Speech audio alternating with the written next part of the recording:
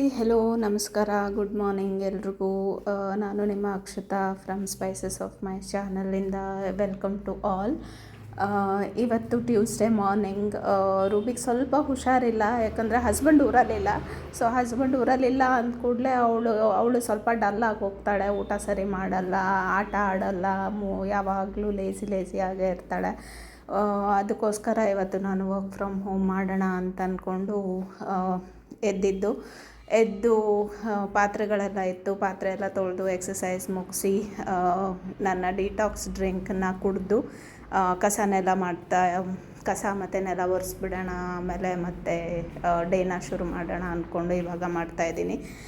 ಇಲ್ಲಿ ನೀವು ನೋಡ್ತಾ ಇರೋ ಹಾಗೆ ನಾನು ಕಸ ಅಥವಾ ನೆಲ ಗುಡ್ಸೋಕ್ಕೆ ಶುರು ಮಾಡಿದ ಕೂಡಲೇ ನಮ್ಮ ರೂಬಿಗೆ ಪ್ಯಾಂಪರಿಂಗ್ ಬೇಕಾಗುತ್ತೆ.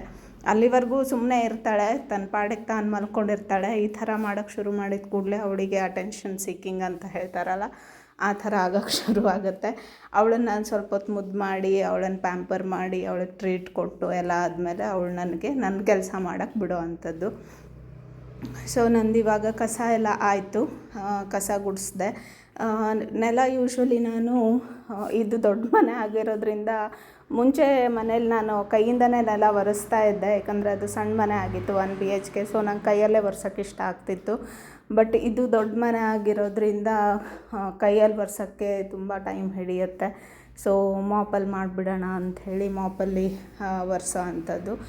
ವೀಕೆಂಡ್ಸಲ್ಲಿ ಟ್ರೈ ಮಾಡ್ತೀನಿ ಕೈಯಲ್ಲಿ ಒರೆಸಿದ್ರೆ ಎಷ್ಟೊತ್ತಾಗುತ್ತೆ. ಮತ್ತದು ಕೈಯಲ್ಲಿ ಒರೆಸೋದ್ರಿಂದ ಒಂದು ಕೈಂಡ್ ಆಫ್ ಎಕ್ಸಸೈಸ್ ಕೂಡ ಆಗುತ್ತೆ ಬಾಡಿಗೆ. ಅದಕ್ಕೇನು ಟೈಮ್ ಹೆಂಗೆ ಸಿಗುತ್ತೋ ಆ ಥರ ಮಾಡೋಣ ಅಂತ ಅಂದ್ಕೊಂಡಿದ್ದೀನಿ. ಬಟ್ ಫಾರ್ ಶೋರ್ ವೀಕೆಂಡಲ್ಲಿ ಕೈಯಲ್ಲೇ ಒರೆಸೋಣ ಅಂತ ಅಂದ್ಕೊಂಡು ಇದ್ದೀನಿ. ಸೊ ಇವಾಗ ನಂದು ಕಸ ಆಯಿತು, ನೆಲ ಒರೆಸ್ತಾ ಇದ್ದೀನಿ. ಆಲ್ಮೋಸ್ಟ್ ನೆಲನೂ ಒರೆಸಾಯಿತು.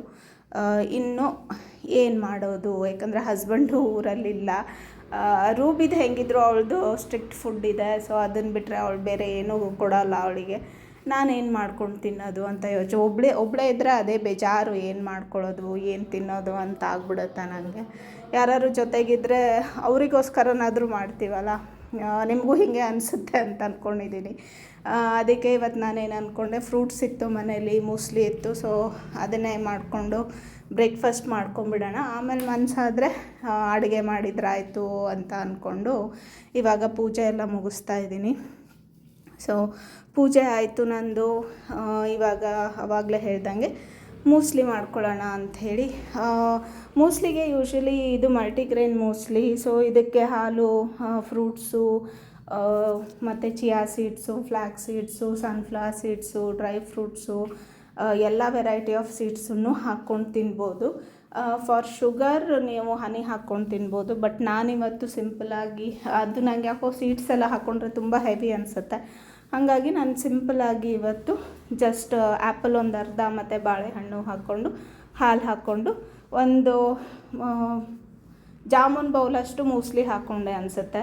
ಸೊ ಅಷ್ಟು ಮೂಸ್ಲಿಗೆ ಸ್ವಲ್ಪ ಹಾಲು ಹಾಕಿ, ನೀವು ಹಾಟ್ ಮಿಲ್ಕಾರು ಹಾಕ್ಬೋದು, ಕೋಲ್ಡ್ ಮಿಲ್ಕಾರು ಹಾಕ್ಬೋದು.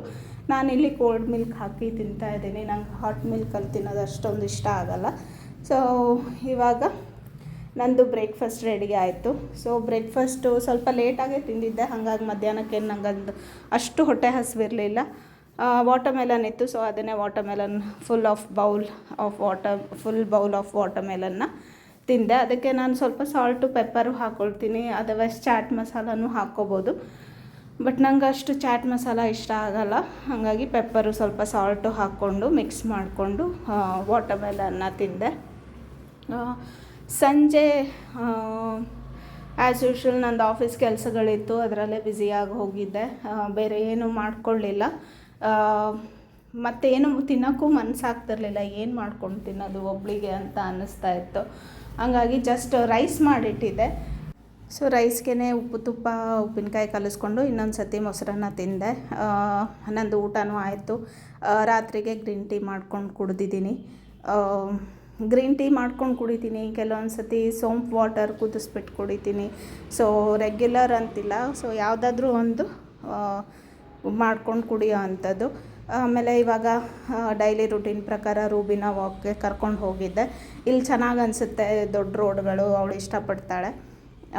ಇವತ್ತಿಗೆ ನನ್ನ ಡೇ ಮುಗೀತು. ಮತ್ತೆ ನಿಮಗೆಲ್ಲ ಸಿಗ್ತೀನಿ. ಅಲ್ಲಿವರೆಗೂ ಟಾಟಾ ಬಾಯ್ ಬಾಯ್. ಹೇಗೆ ಅನ್ನಿಸ್ತು ಅಂತ ಹೇಳಿ, ಸಬ್ಸ್ಕ್ರೈಬ್ ಮಾಡಿ. ಬಾಯ್.